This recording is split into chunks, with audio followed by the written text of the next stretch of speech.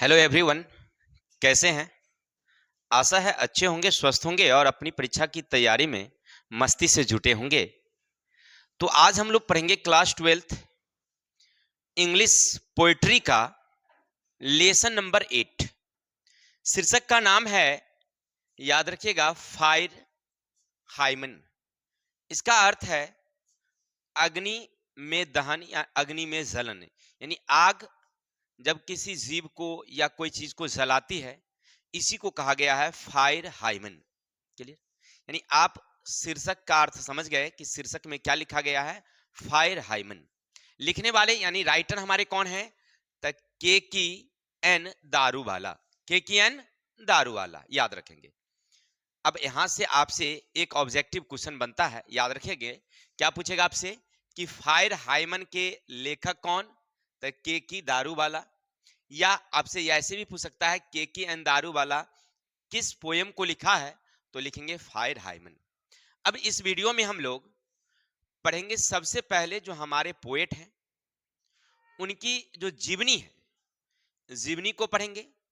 फिर कविता का एक एक पंक्ति का अर्थ समझेंगे। बस आपको करना क्या है, बिल्कुल ध्यान से सुनिए, सब कुछ समझ में आएगी।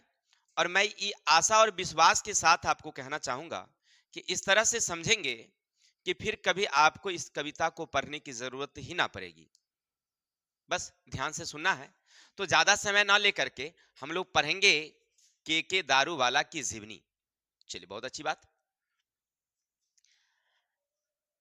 सबसे पहले शीर्षक का क्या नाम है? तो fire hymn. Fire hymn. Writer यानी पोएट कौन है हमारे? तो याद रखेंगे पोएट का नाम है के की एन दारूवाला। के की एन दारूवाला पढ़ा जाता है के एन दारूवाला, ठीक है। इनका जन्म, अगर आपसे पूछे कि भाई के की एन दारूवाला अगर आप जानते हैं उनका नाम, तो उनका जन्म कब हुआ था? तो याद रखेंगे 24 जनवरी 1937। कहां? तो लाहौर पाकिस्तान में। लाहौर पाकिस्तान में। कोई दिक्कत? ये भारत इंडिया के हैं, लेकिन जब इनका जन्म हुआ था तब 1937 की बात हो रही है। उस समय इंडिया का विभाजन नहीं हुआ। 1947 में जब विभाजन हुआ है तो लाहौर जो है वह कहां चला गया? पाकिस्तान में चला गया। तो अभी उनका घर वर्तमान पाकिस्तान पर रहा है, लेकिन जब उनका जन्म हुआ था तो वो इंडिया के थे। कोई दिक्कत? नहीं दिक्कत। चलिए आगे। तो बर्न समझ गए, 24 जनवरी 1937। अब आपके दिमाग में आता होगा, सर यहां पर तो आपने उनका मृत्यु डेट लिखा ही नहीं, भूल गए क्या? नहीं, अभी तक जो हमारी किताबें कह रही है तब तक उनकी मृत्यु नहीं हुई थी। यानी आपके पोयम में उनकी मृत्यु की कोई चर्चा नहीं है। और वर्तमान उम्र उनकी लगभग 87-88 वर्ष होने जा रही है, ठीक है। चलिए अब जोड़ लीजिए, 37 37 तो कितना? 3 63 वर्ष। अब प्लस वर्तमान 24, 4 3 7 87। यानी वर्तमान में अभी कितने उम्र के हैं? 87 वर्ष के हैं। उनकी मृत्यु नहीं हुई है। बहुत अच्छी, गॉड ब्लेस। यानी ईश्वर की उन पर अनुकंपा है, अभी 87 वर्ष में भी बिल्कुल स्वस्थ हैं। आगे है एवार्ड। अब इन्होंने जो रचना किया है, जब उन्होंने कुछ लिखा है तो लिखने के कारण इन्हें कुछ पुरस्कार भी मिली है। तो कौन कौन से अवार्ड मिला है सुनिएगा। पहला उन्हें मिला है पद्मश्री अवार्ड, जो 2014 में, याद रखेंगे 2014 जो अभी बीती है, यानी आज से 10 वर्ष पहले की बात मैं बताऊं, तो उन्हें एक पद्मश्री अवार्ड मिला है। किसके लिए? तो उन्होंने एक लिखा था keeper of the deed. Keeper of the deed, इसके लिए उन्हें पद्मश्री का अवार्ड मिला है। यहां तक कोई दिक्कत नहीं? सर दिक्कत। आगे बढ़े।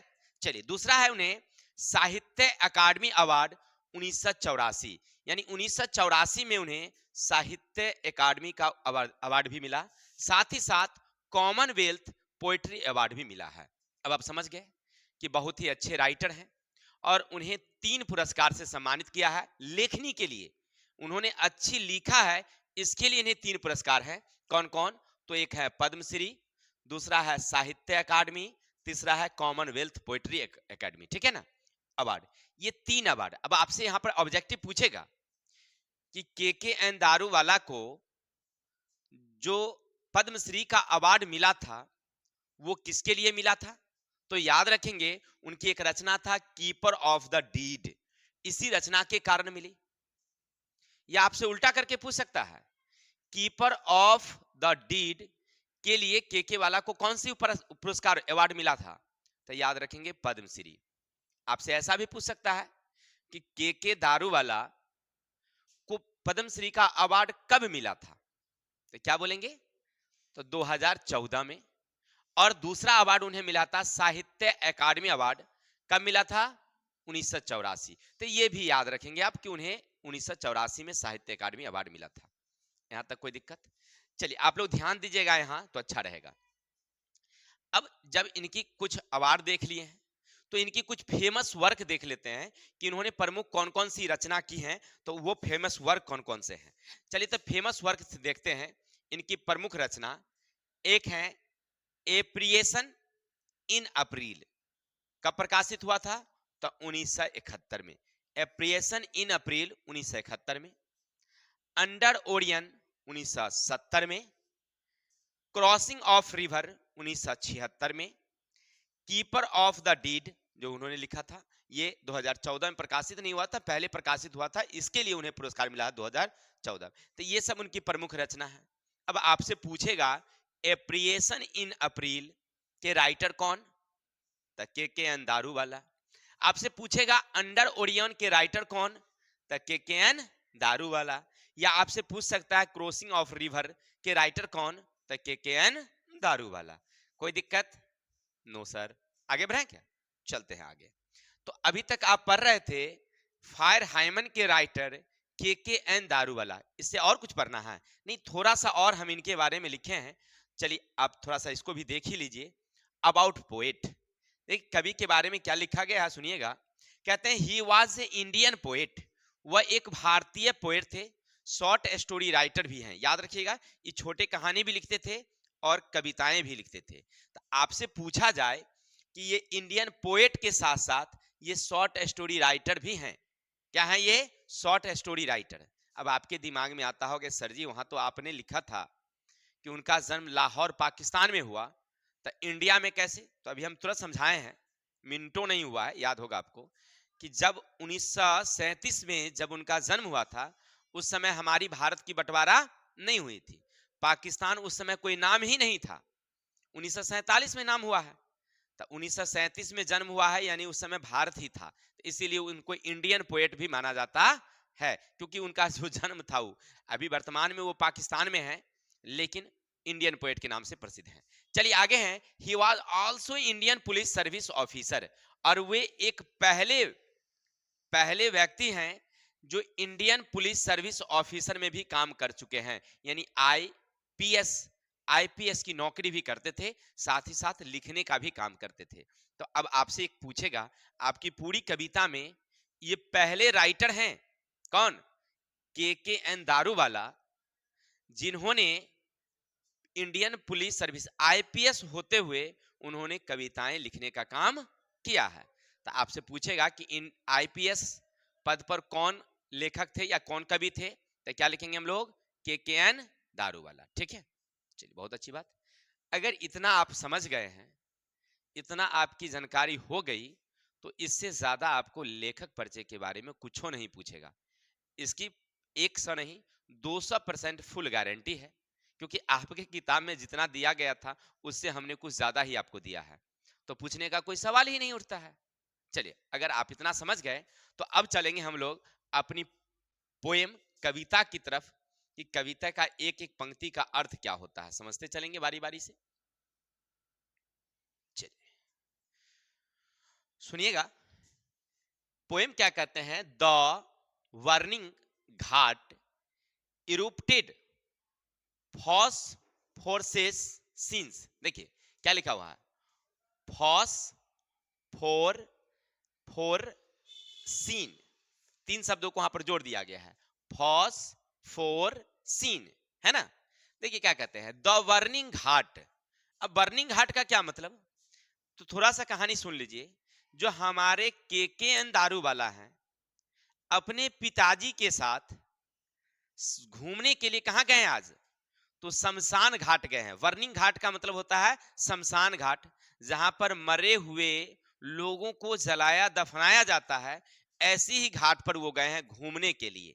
ठीक है ना? तो वही कहते हैं द बर्निंग घाट, माने जो शमशान घाट है, इरूप्टेड फोटो फॉर नहीं सॉरी फोस्फोरसीन। फोस्फोरसीन का मतलब होता है नीली नीली प्रकाश से। ठीक है ना? और इरूप्टेड का मतलब होता है प्रकाशित होना, चमकना। ठीक है ना? तो कहते हैं कि जो शमशान घाट है वो नीली नीली प्रकाशों से क्या हो रही है? चमक रही है। पहली पंक्ति में कोई दिक्कत? तो नो सर। आगे बढ़े, चलिए दूसरा। एंड और wandering ghost light frightened passer by. देखिए, वॉन्डरिंग का मतलब होता है भयभीत होना या आश्चर्यचकित होना, घोस्ट माने भूत से, लाइट प्रकाश, फ्राइटनेड माने भयभीत हो जाता है, पासर बाई माने गुजरने वाले। माने उस रास्ते से जो भी लोग गुजर रहे हैं, घाट से जो भी लोग जा रहे हैं, उनको लगता है कि ये प्रकाश जो है कोनो भूत प्रेत का है, इसीलिए सब भयभीत हो जाते हैं। कोई दिक्कत? फिर से 2 लाइन का। राइटर यानी हमारे के एन दारू वाला है, अपने पिताजी के साथ घूमने के लिए कहां गए हैं? शमशान घाट गए हैं। तो वहां पर शाम का समय है, नीली नीली प्रकाश जो है वो जल रही है। तो उसे देख करके, या सुबह का मॉर्निंग का समय होगा, जो नीली नीली प्रकाश है वो प्रकाश उसमें से निकल रही है, प्रकाशित हो रही है। तो उन लोगों को लगता है, या जो राही लोग हैं उन्हें लगता है कि कोई भूत प्रेत जो है प्रकाश कर रहा है, और उससे सब जो है गुजरने वाला जो है क्या हो जाता है? डर जाता है, भयभीत हो जाता है। चलिए बहुत अच्छा। तो आपने अभी तक 2 पंक्ति का अर्थ बखूबी समझ गया। अब आगे चलते हैं। As moon light escorted among the bones. As माने जैसे, मून लाइट माने चांद की रोशनी। इसका मतलब होगा कि अभी भी क्या होगी? अंधेरा होगा। नहीं, तो मून लाइट चांद की रोशनी, एस्कॉल्टेड एमोंग द बोन माने हड्डियों पर पड़ती है। जब चांद की जो रोशनी होती है वो हड्डियों पर, वहां पर जो शमशान घाट पर बहुत सारी जो हड्डियां हैं उन हड्डियों पर पड़ती है, तो हड्डियां क्या हो, प्रकाश को क्या करती है? रिफ्लेक्ट करती है, प्रकाशित करती है। वंस, एक बार, strolling at dawn past river bank and ghat. देखिए आगे क्या कहते हैं, सुनिएगा। कहते हैं वंस, एक बार, स्ट्रॉलिंग का मतलब होता है प्रकाश को फैलाना, एट डाउन पास्ट रिवर नदी के किनारे प्रकाश को क्या करते हैं? फैला देते हैं। बैंक माने किनारा, या घाट माने घाट। जो शमशान घाट पर जब चांद की रोशनी पड़ती है तो हड्डियों से जो प्रकाश रिफ्लेक्ट होती है तो वो क्या करती है? प्रकाश को फैला देती है। कोई दिक्कत? फिर समझते हैं। अब 4 लाइन का अर्थ समझते हैं। लेखक साहब कहां गए हैं घूमने के लिए? शमशान घाट में। तो वहां जो लाशें जल रही होती है उनसे नीली नीली प्रकाशें निकल रही है। तो उन लोगों को लगता है कि कोई भूत प्रेत जो है वो प्रकाश को क्या कर रहा है? प्रकाशित कर रहा है, जला रहा है। और सब गुजरने वाले लोग भयभीत हो जाते हैं, डर जाते हैं। फिर कहते हैं कि चांद की रोशनी जब उन हड्डियों, जो पड़ी हुई हड्डियां हैं, उन हड्डियों पर पड़ती है, और वो चांद की रोशनी जब रिफ्लेक्ट होती है तो पूरा वो नदी का घाट जो है, किनारा का जो घाट है, वो पूरा क्या हो जाता है? प्रकाश फैल जाता है, चमक जाता है। कोई दिक्कत? अब आगे बढ़ते हैं, क्या कहते हैं सुनिएगा। वी, हमने, सॉ देखा, इम्बर्स शॉलिंग there cruel redness.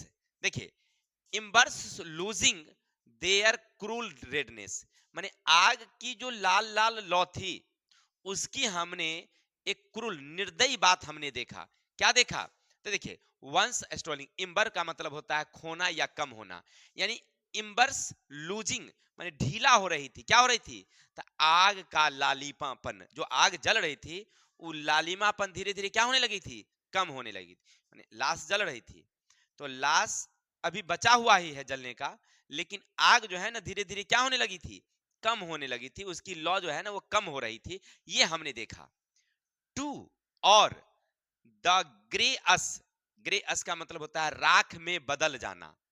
That slow all half cooked limb, cooked limb का मतलब होता है, लिम्ब का मतलब होता है अंगूठा या पैर की उंगलियां समझिए।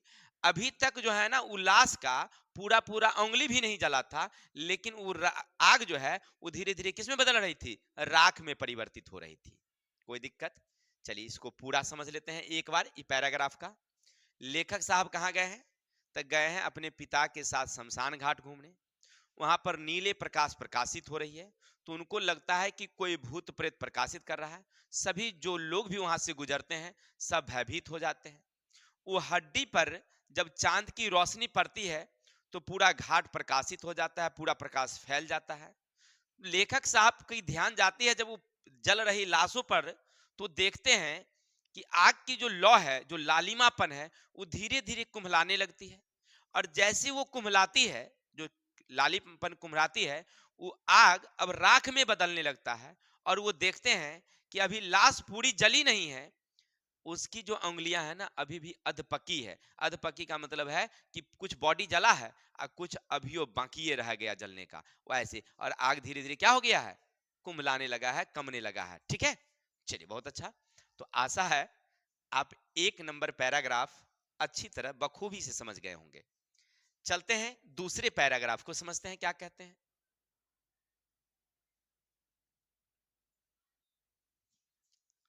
सुनिएगा ध्यान से। Bore witness to the fire they Devonshire, my father said, you see those half burnt fingers and bone stumps. The fire at times forgets its deeds.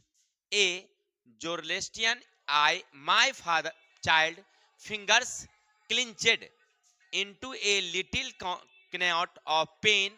I assure to save fire from the scene of forgetfulness. समझे? नहीं समझे? अरे अभी समझाते हैं, हिंदी घबराते कहाँ हैं, अभी तो हम पढ़े हैं, अब इसको समझाएंगे बारी बारी से। ठीक है, दूसरा पैराग्राफ में क्या कहते हैं देखिए, सुनिएगा थोड़ा ध्यान से। कहते हैं वोर विटनेस। वोर विटनेस का मतलब होता है, विटनेस का मतलब होता है गवाह। हम इस बात की गवाही देते हैं। देखिए हमारे जो के दारू वाला हैं वो क्या कहते हैं कि मैं इस बात की गवाही देता हूं टू द फायर, आग की, डेवॉन्चरी का मतलब क्या होता है समझिएगा, निर्दयता। जो आग जो है वो निर्दयी है, इस बात की मैं गवाही देता हूं। अब आगे दूसरा लाइन क्या कहते हैं, माई फादर सेड, मेरे पिताजी कहे। अब किसके साथ घूमने के गए थे, पिताजी के साथ ना। तो अब पिताजी क्या कहते हैं सुनिएगा, यू सी, क्या तुमने देखा, दोज हाफ बर्ड फिंगर, वो अध जली उंगली को तुमने क्या देखा। पिताजी हमसे पूछ रहे हैं, के एन दारू वाला कहते हैं कि पिताजी हमसे पूछ रहे हैं कि क्या तुम वो अधजली उंगली को देखा। अब क्या कहते हैं, एंड बोन, अधजली हड्डियों को, एस्टोम्स, जो अधजली है, अधपकी है, द फायर एट टाइम, इस समय आग, फॉर गेट्स इट्स डीड, उसको जलाना भूल गया था।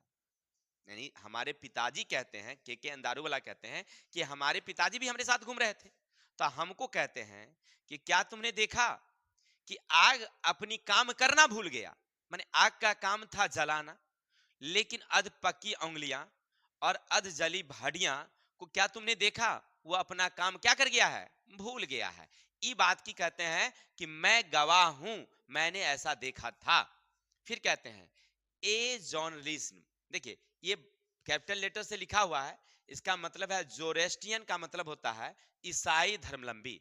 जैसे हम लोग हिंदुस्त हैं, हिंदू के लोग हैं, इसी तरह जो पारसी हैं, सिख हैं, उसी से जर्नलिस्ट का मतलब क्या होता है, ईसाई धर्म वाले। यानी कहते हैं कि एक ईसाई लोग, आई माई चाइल्ड, मैं अपने बच्चों को, फिंगर्स क्लिंचेड, माने क्लीन चेड, क्लिंचेड का मतलब होता है, मतलब उसको अधपकी या अधजली हुई, मैं अपने बच्चों को मैंने क्या किया था, इसी तरह से यहां पर जलाया था। कहां पर, वही शमशान घाट में। लेखक साहब कहते हैं कि मैंने अपने बच्चों को क्या किया था, वहां पर जलाया था, into a little knot of pain, लेकिन उसे कितनी दर्द हुई होगी, आई एसो टू सेव टू फायर, लेकिन उस चीज को देख करके, यानी लेखक साहब जो अधजली उंगली को देखते हैं तो उन्हें याद आता है कि मैंने अपने बच्चों को भी यहां पर क्या किया था, जलाया था।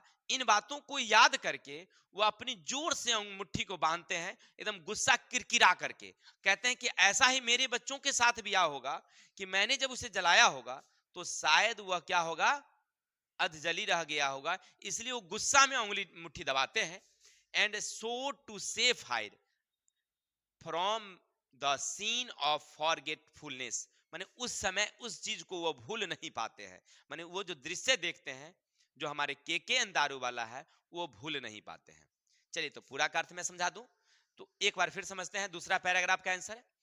दारू वाला वहां कहते हैं कि मैं इस बात का गवाह हूं कि आग जो है ना बहुत ही निर्दयी है, वो अपना काम भूल गया है कि उसका काम था लाशों को जलाना। जब हम अपने पिताजी के साथ घूमने जा रहे थे तो हमारे पिताजी ने कहा कि क्या तुमने देखा, आग जो है अपनी काम भूल गया है, उसकी अधजली उंगलियां और अधजली हड्डियां अभी भी रह गई है, ये क्या तुमने देखा। तो लेखक साहब को अपने बारे में याद आता है कि मेरे बच्चे का यहाँ पर क्या हो गया था, मृत्यु हो गया, तो मैंने वहीं पर उसे जलाया था, वहीं पर उन्हें जलाया था।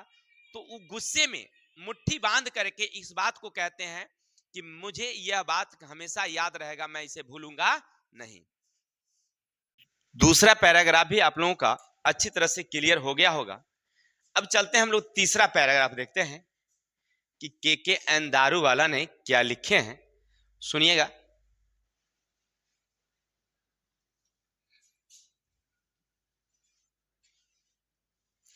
क्या लिखते हैं सुनिएगा।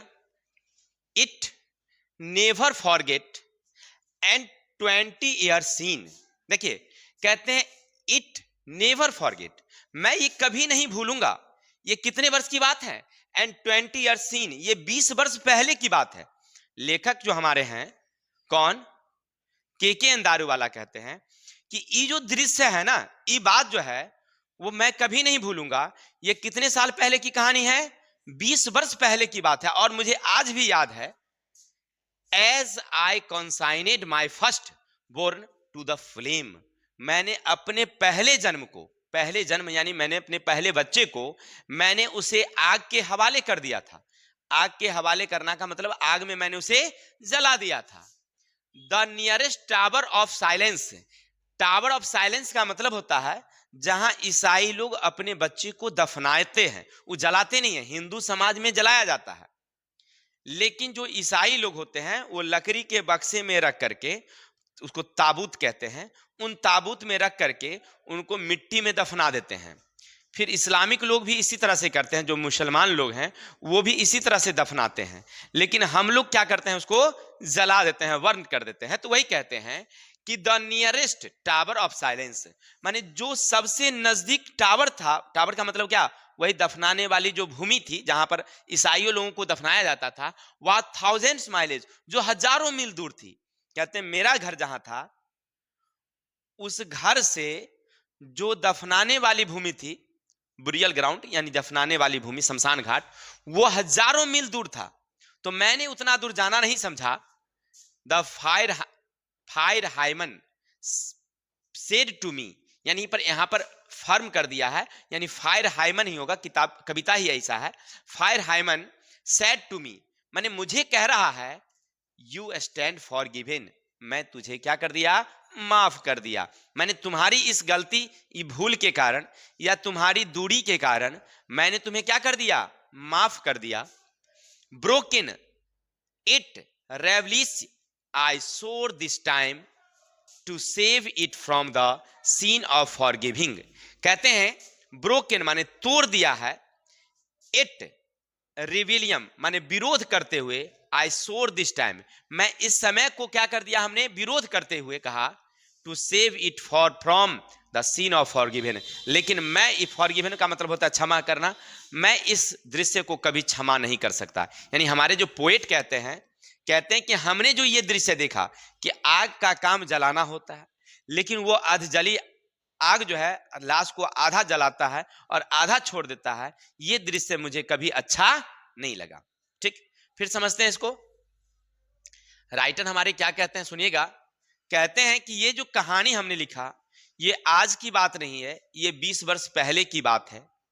जब मेरा पहला बच्चा जन्म लिया, मरा, तो जो हमारी दफनाने की भूमि है, क्योंकि वो किस जाति से हैं, ईसाई जाति के हैं, तो उनकी जो शमशान घाट है वहां से मीलों दूर है। ऐसी स्थिति में वो क्या करते हैं, उन्हें आग के हवाले कर देते हैं। अब वो जब इस दृश्य को देखते हैं कि आग आधा जलाता है और आधा नहीं जलाता है, तो उन्हें इस बात से काफी गुस्सा होता है। लेकिन आग कहती है कि चलो मैं इस बात को तुमको क्या कर दिया, माफ कर दिया हूं। लेकिन लेखक साहब का हृदय थोड़ा सा इस बात को लेकर के टूट जाता है कि वो जो जला होगा वो अधपकी जलन देख करके उनके हृदय जो है वह कहते हैं कि मैं इसे कभी माफ नहीं कर सकता, मैं इसे कभी भूल नहीं सकता। ठीक है, चलिए तो पूरी कविता को एक बार समझ लेते हैं। लेखक कहाँ जा रहे हैं, तो शमशान घाट अपने पिताजी के साथ। और वहां जब गए हैं तो अधपकी लाश को देखते हैं तो ये थोड़ा सा सकपका जाते हैं, समझिए उन्हें थोड़ा भय होने लगता है और सोचते हैं कि ऐसे ही तो हमारे बच्चों के साथ हुआ होगा। इन्हीं सब बातों को लेकर के उन्होंने कविता लिखा है। अर्थात हमारे समाज में एक ऐसा नियम है कि जब कोई लाश जलती है, जब तक वह पूरी तरह जल नहीं जाती है तब तक उसे छोड़ा नहीं जाता है। भले सभी लोग चले आते हैं, कुछ लोग वहां बैठ करके उसे पूर्णतः जलाते हैं। जलाने के बाद उनकी जो अधपकी बची शेष भाग होती है उसे नदी में विसर्जित कर दिया जाता है, या जहां नदी नहीं होती है उसे क्या कर दिया जाता है, एक बर्तन में रख करके या तो भूमि में दफना दिया जाता है या फिर किसी नदी में ले जा करके भसा दिया जाता है। ये हमारे यहाँ की परंपरा है। लेकिन लेखक साहब गए हैं, देखते हैं कि लाशें जल रही है, आग की लोएं कम हो चुकी है, राख धीरे धीरे वह बदलती जा रही है, लेकिन अभी तक उसकी उंगलियां जो है वह अधपकी, हड्डियां आधी जली पड़ी हुई है। लेखक के पिताजी सारी बातें बताते हैं उनको, क्या क्या तुमने देखा। तो लेखक साहब को ये सब देख करके बड़ी गुस्सा आता है और वह गुस्सा में अपनी मुट्ठी को इस तरह से बंद करते हैं कि उनकी मुट्ठी में पेन दर्द जैसा होने लगता है। लेकिन वह कहते हैं कि यह भूलने वाली बात नहीं है। बहुत अच्छा, तो आशा है अब पूरी कविता अच्छी तरह से समझ पाए होंगे। अब कविता में जो लिखा हुआ था हमने आपको समझाने का प्रयास किया। अभी तक अगर आप वीडियो देखे हैं तो देखने के लिए बहुत बहुत धन्यवाद। अगर हमारी वीडियो आपको अच्छी लगी या आपको हम समझा सके अपनी योग्यता के साथ, तो इसके लिए आप क्या करेंगे, लाइक और कमेंट करिए। विशेष के लिए कल मिलेंगे इसके क्वेश्चन आंसर के साथ। तब तक के लिए जय हिंद, जय भारत।